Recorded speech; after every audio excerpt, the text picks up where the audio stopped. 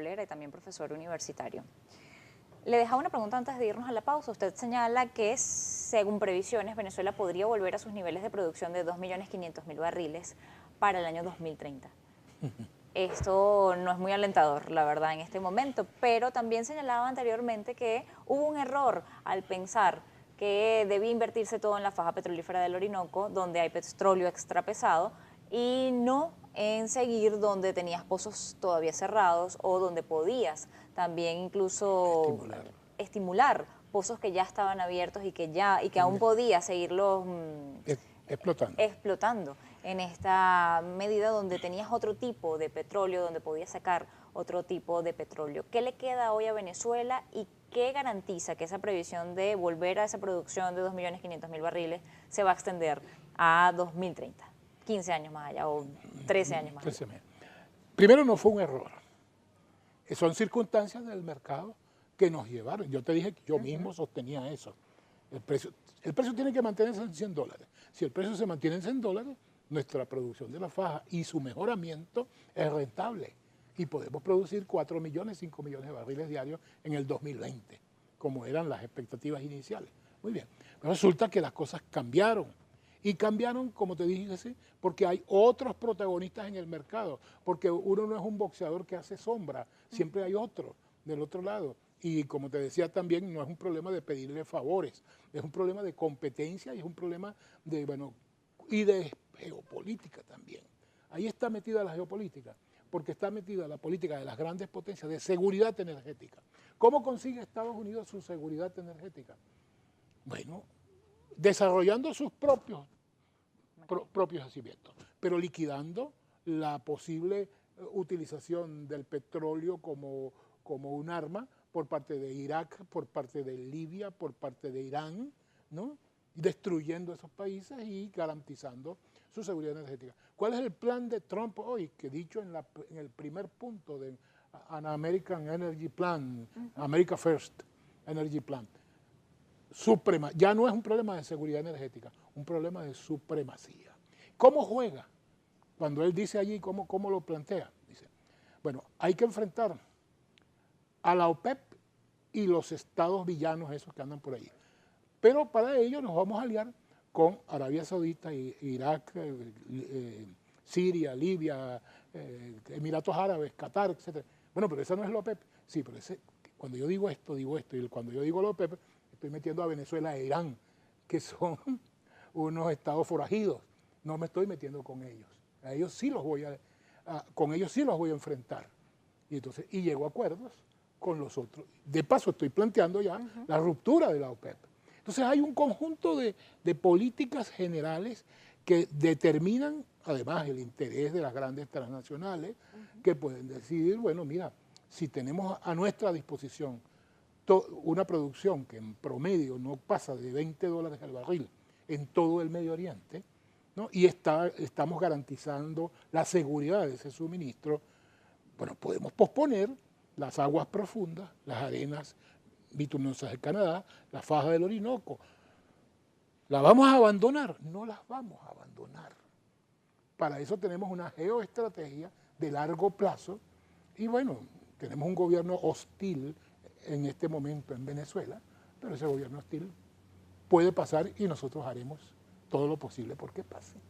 Entonces todo eso forma parte no es una estrategia de mercado, no es una estrategia meramente geopolítica, pero es una combinación de ambas en donde nosotros estamos allí prácticamente inermes. En medio de esto, el mercado petrolero siempre ha tenido ese componente Toda geopolítico, también ha tenido el componente de volatilidad, siempre. Es casi una costumbre cómo se mueve y cómo fluctúa el precio del petróleo. Venezuela podía haberlo previsto, pudo haber guardado mucho de ese recurso que obtuvo. Fueron más de 10 años con un ingreso importante en materia petrolera que no tuvieron otros países y que no tuvo incluso Venezuela anteriormente. ¿Qué pasó con eso? En este momento se podría invertir ese dinero en lo que usted también señalaba, porque tener la faja petrolífera del Orinoco y hacer operaciones en la faja también necesitaba de mejoradores. Era una producción o era una extracción costosa. Costosa, no es una extracción sencilla. sencilla. tiene bastante metros de profundidad. No es tanto la complicado. profundidad, es la complicación del tipo de petróleo. Y el tipo de petróleo que tiene allá adentro. Para poder tener los mejoradores tenías que tener unas refinerías a tono, no las tienes.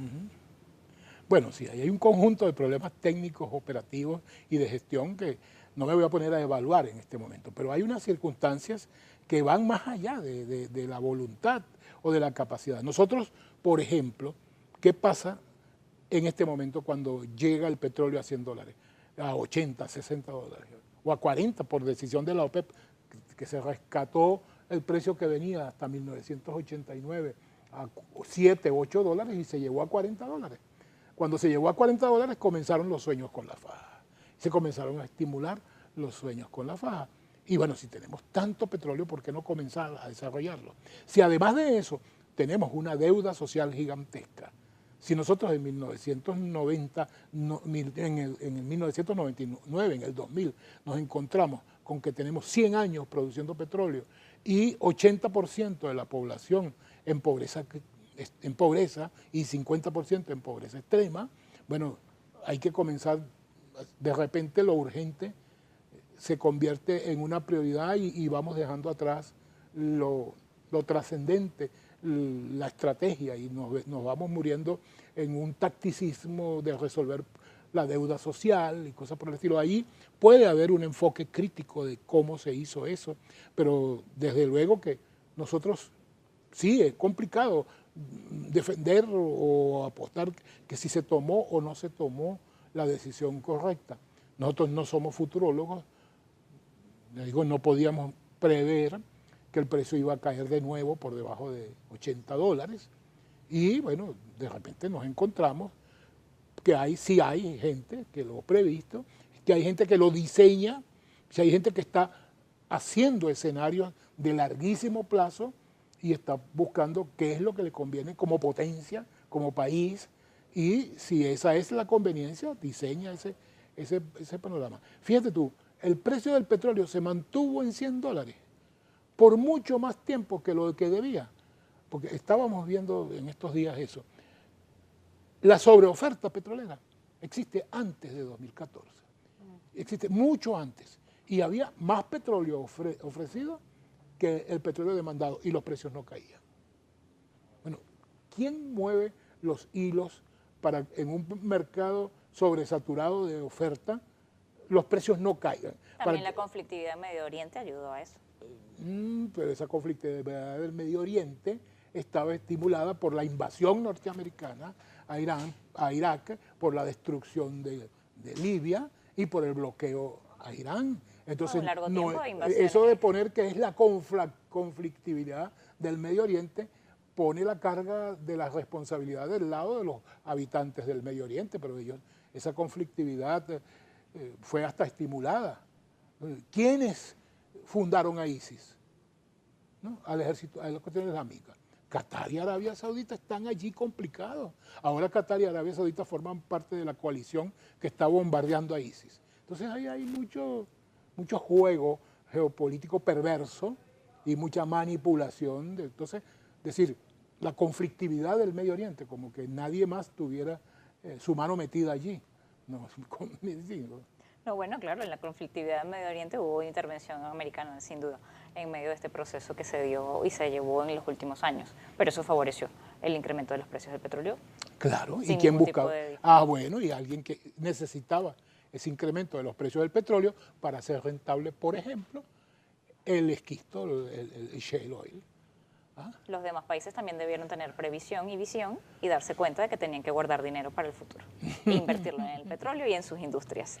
Le agradezco habernos acompañado la tarde de hoy en Noticias Globovisión Economía. Carlos Mendoza Potela nos acompañó la tarde de hoy, experto en materia petrolera y profesor universitario. Esta es su visión sobre lo que está ocurriendo en el mercado petrolero y cuáles podrían ser las previsiones para el futuro. Así, llegamos al final por la tarde de hoy. Recuerda, como siempre, nuestras redes sociales, @economía_gb o @mmartinez_gb.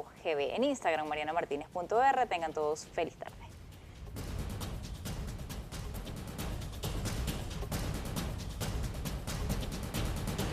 A continuación.